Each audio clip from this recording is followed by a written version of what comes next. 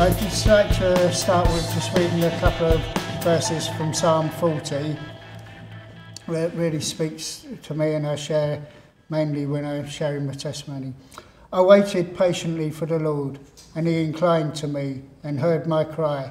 He also brought me up out of a horrible pit, out of the miry clay, and set my feet upon a rock, and established my steps. He has put a new song in my mouth. Praise to our God. Many will see it and fear and will trust in the Lord. And when I was a child, I wasn't a Christian. I don't come from a Christian background. My parents or any of my family are still not Christian, so I'm the only Christian in my family today. But as I grew up and started at school, I never done so well at school as my elder brothers and my sister. So I dropped more and more behind.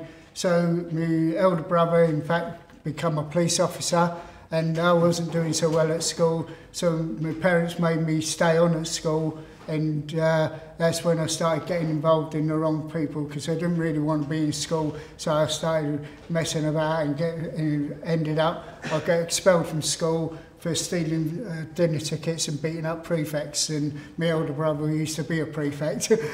So I was always the opposite, and a bit like Antonio, I felt like a black sheep of the family, the odd one out. Yeah. So as I grew up, we went into the teens, 16, 17, we started stealing cars and joyriding, and we started experimenting with a bit of marijuana down the pub. So my life started going around that, so it wasn't long before I ended up in detention centre, you know, which was like a short, sharp shock treatment in them days. And that was only my second offence then. And why I got 3-month detention centre, the other two guys I was in court with, they had quite long convictions by that time, and they was in line for some sort of custodial sentence. So he sentenced the first one, and his name was Jeff. He said, we're going to sentence you to 3 months. Yeah, see you later, Jeff. Right, then some of you may know him, Brian Sinclair was the second one. And anyway, we used to just call him Nobby then, so he got 3 months. So, see you later, Nobby. And I was just laughing. And they said, seems as you don't realise the seriousness of this court, you can have 3 months as well. so I've gone back down the cell, so we went to detention centre together, then come out, and the longest I've been out of a prison was 18 months, and that's after the short, sharp shock treatment. But I still never learned in the progression. Next time I went into a prison was a Borstal training for assaulting a police officer and being drunk, disorderly, and different things. So that wasn't a very serious offence then, and I got a Borstal training for that, which was Guy's Marsh. And if you know Guy's Marsh or prisons, it's an open Borstal. Yeah, so to me that was like a holiday camp. So it was no deterrent to me at all. So I've done about 9-10 months in Guy's Marsh, come out. Then the next one was Portland Borstal. The next time doing a progression, the longest prison sentence I've done was a 5-year prison sentence, where I started getting involved with the Hells Angels. There's a couple of guys from the Hells Angels Windsor, and as Alan mentioned, was Satan's Breed. And there's a couple of guys with an outlaw club called Satan's Breed.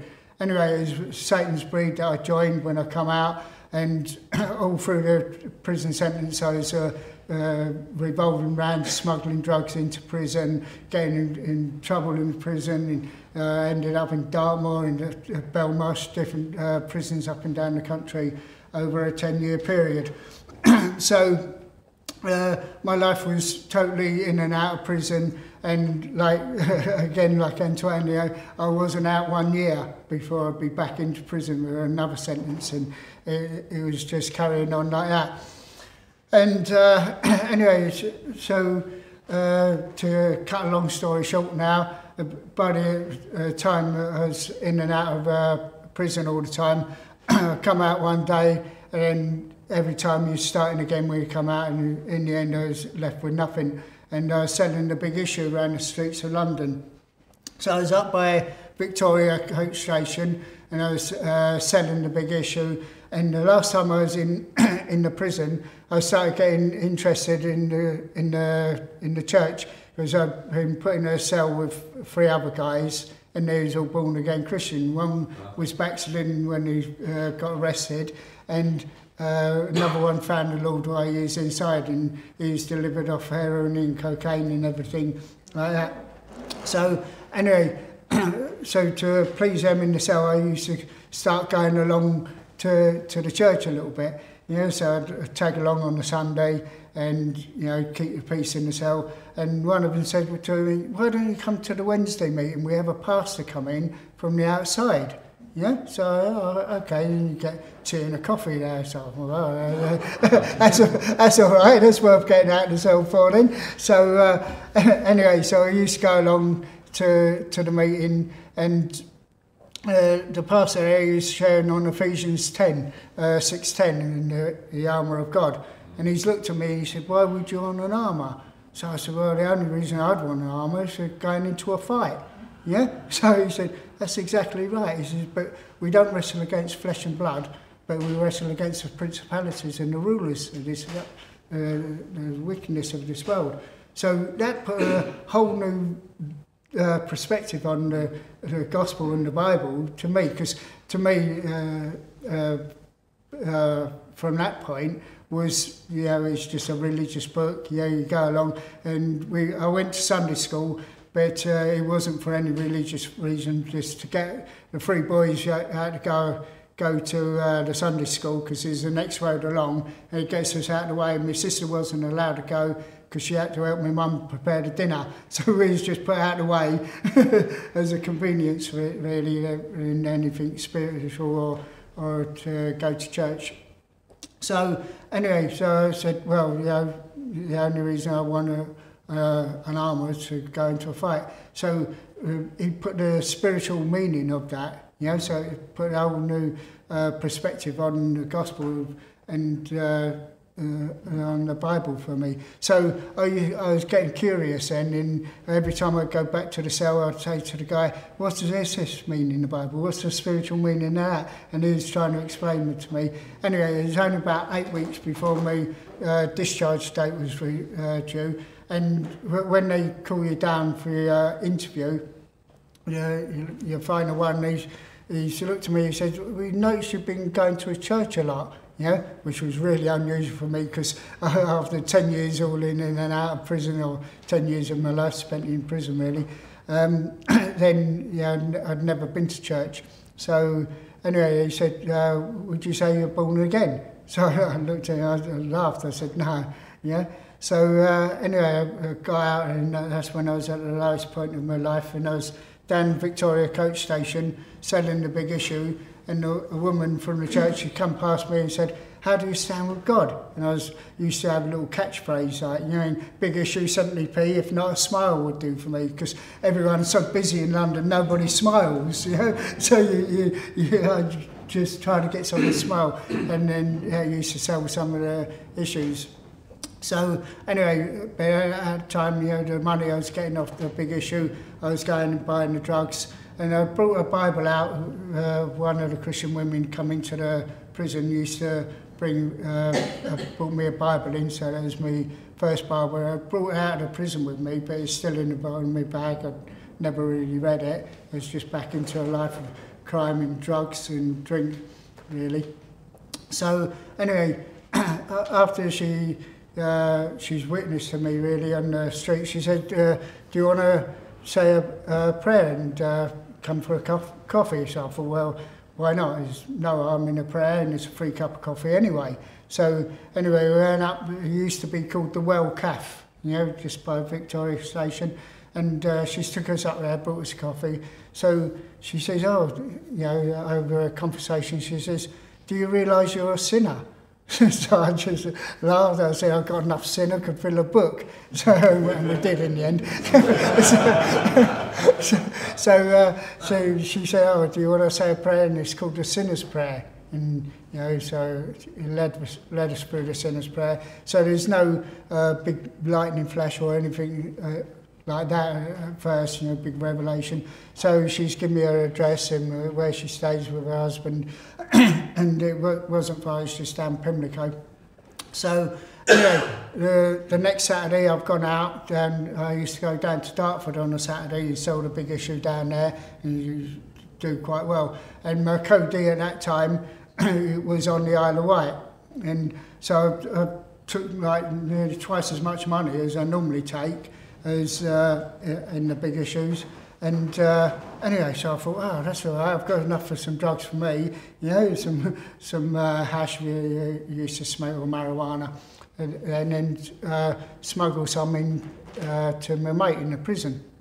So that was my idea. Anyway, I tried everywhere that I knew that night to try to get some.